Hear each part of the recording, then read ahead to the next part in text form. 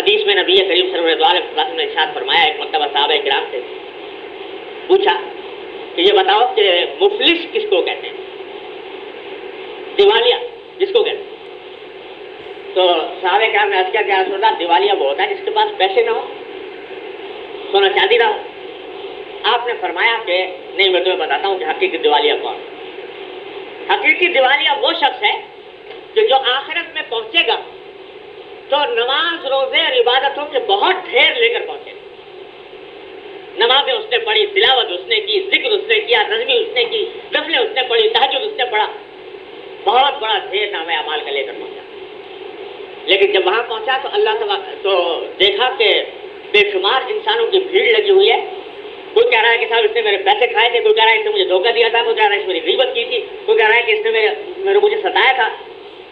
یہ سب لوگ کھڑے ہوئے، ہر ایک اپنا حق مانگ رہا ہے۔ اللہ تعالیٰ فرمائیں گے کہ بھائی حق ان کا ادا کرو۔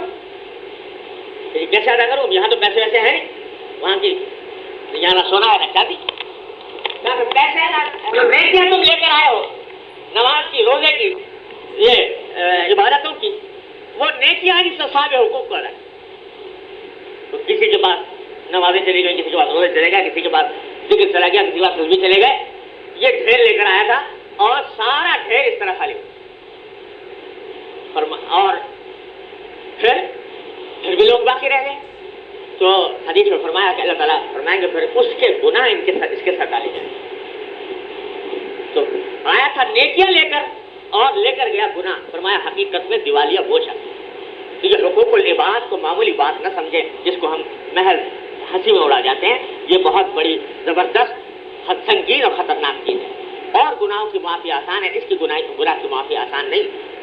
اس لیے ایک حساس اداروں کے ملازمین کو خاص طور پر یہ پہلو اپنے سامنے ہم وقت رکھنا چاہیے۔